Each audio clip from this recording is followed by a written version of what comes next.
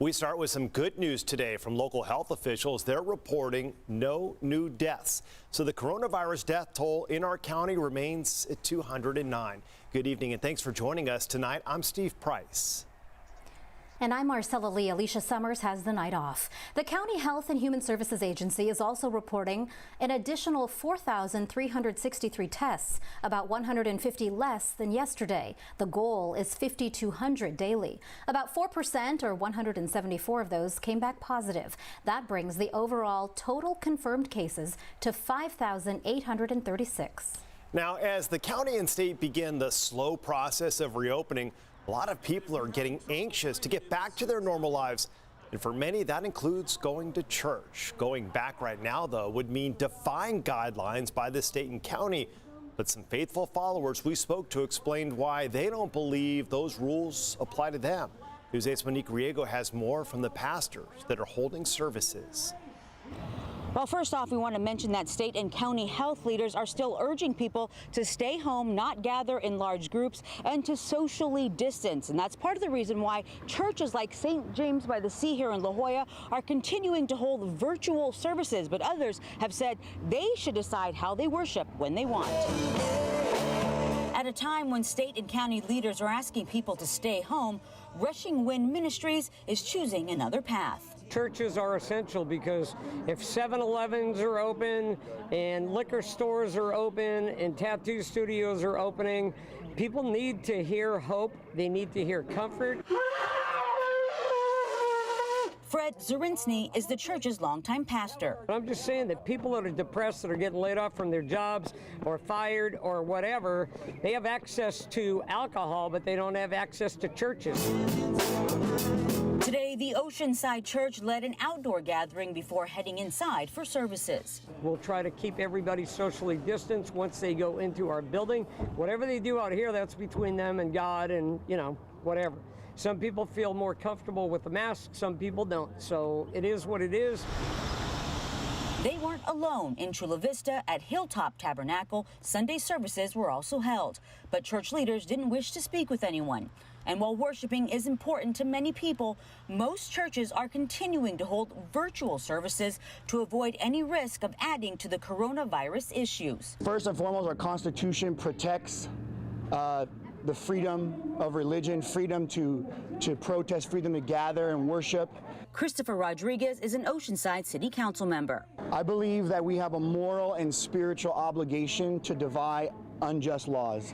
As of today, health leaders are urging everyone to continue to stay home and socially distance to ensure we don't take a step back as the county begins to move forward with reopening. Despite the warnings, Zurinsny and others feel it's their right to worship however they want. We're who we are. We believe what we believe. We trust God and not man. I'll let you know that right now. We are going to obey God and not man. And again, state and county health leaders are still advising people to stay at least 6 feet apart and definitely wear a mask when you're out in public. The only time that changes is when you're an essential worker. Those guidelines are a bit different, but you still have to wear a mask and socially distance. Monique Riego, News 8. All right, Monique, thanks. A woman here in San Diego is suing SeaWorld. She says the theme park has continued to collect fees while it has been closed. The plaintiff, Lisa Cobal, said she bought 4 passes before the shutdown, but noticed a monthly fee charged to her bank account in April. The lawsuit is expecting claims from annual pass holders to exceed $5 million. The Florida-based company has not issued a statement about the lawsuit and so far remains closed to the public during the coronavirus pandemic. Several local casinos will reopen this week against a request from county and state health officials to stay closed. The casinos are on tribal land and say they are taking precautions to keep guests safe. News 8's Brandon Lewis explains how Sequan is using a local company's product that promises to protect surfaces for up to an entire year. As Stephen Marcel, the casino buses will start rolling again later on this week. They're working hard to try to convince customers that their buildings are safe and clean. For Sequan, that means the use of a local company that's spraying a special product on the machines. When Sequan Casino reopens its doors, it's pledging new sanitation measures to help keep guests safe. Among them is TruClean, a local company that sprays a proprietary coating on all surfaces. And at a casino, there are plenty of them. Within the coating, there are microscopic molecules that resemble spikes. And these spikes have the ability to pierce the cell membranes of a broad spectrum of microorganisms. The company is undergoing review to show it works against the virus that causes COVID-19, but it is proven to work against other similar coronaviruses and last for up to a year.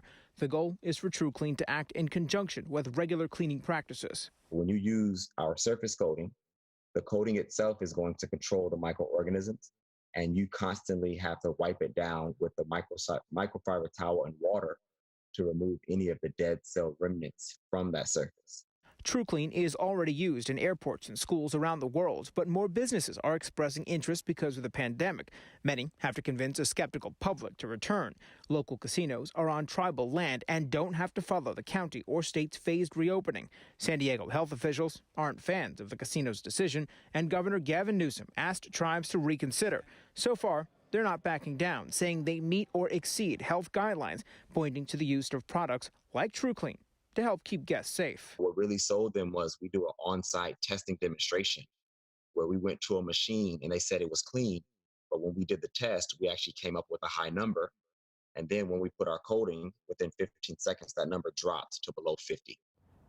While TruClean says its product can last for up to a year, they say Saquon is going to be using a lower strength version of it every 90 days to help with the cleanliness upkeep. Stephen Marcella. Brandon, thank you. Now, Viejas is the first casino to reopen locally. Gaming is going to resume at 8 tomorrow morning. There are new social distancing guidelines. Each employee and guest will have their temperature checked before entering, and everyone's going to be required to wear a face covering. Additional hand sanitizer stations will be available, and the casino will close each morning from 3 to 7 for deep cleaning. Also tomorrow, a limited number of campers will be welcomed back to Lake Jennings. The campground side of the property will be reopening. There will be several new policies to keep everyone safe, including no tent camping. Every other campsite will be used, and only registered campers will be permitted. So there will be no visitor or day use access. The recreation side of Lake Jennings will remain closed. For those taking advantage of the partial reopening of Lake Jennings, or really anyone who's spending any time outdoors this weekend, we want to know what the weather's going to be like for the second half. Meteorologist Sean Stiles standing by live. Sean, the first half has been amazing. I love seeing the boats behind me on the harbor cam. Normally I'm anchoring at night, so I don't get to see all the activity out there. No, there has been plenty of activity in San Diego. Today, just a little bit cooler, but not all that much. It's more in the inland areas where the sun really didn't break out till earlier this afternoon. Now, as we look at our temperatures today, this is the almanac, 72. As you can see, that's above our average of 68, a 30-year average. But we're going to start to see things cool down a little bit more as we get into the mid part of the work week here, as a low pressure to the north of us will be bringing snow to this Sierra Nevada. Now, this is how much cooler we were in San Diego today, anywhere from 1 to 4 degrees cooler, pretty much everyone across the board. The reason for it is this persistent marine layer that was very thick and deep along the coastline. We only saw partial clearing down along the beaches, but inland it eventually broke out. So 72 tomorrow, and yes, that is some AM showers as that low pressure moves through to the north of us. Then we've got mostly sunny skies, but cool temperatures, and then we start to see a slight warm up from where we're coming from on Tuesday. And the same goes for you folks in those inland microclimates. You'll cool down on Tuesday, but then warming back up on Wednesday. Wait till you see the 8-day forecast for the mountains. The overnight lows will be chilly. We'll send it back to you.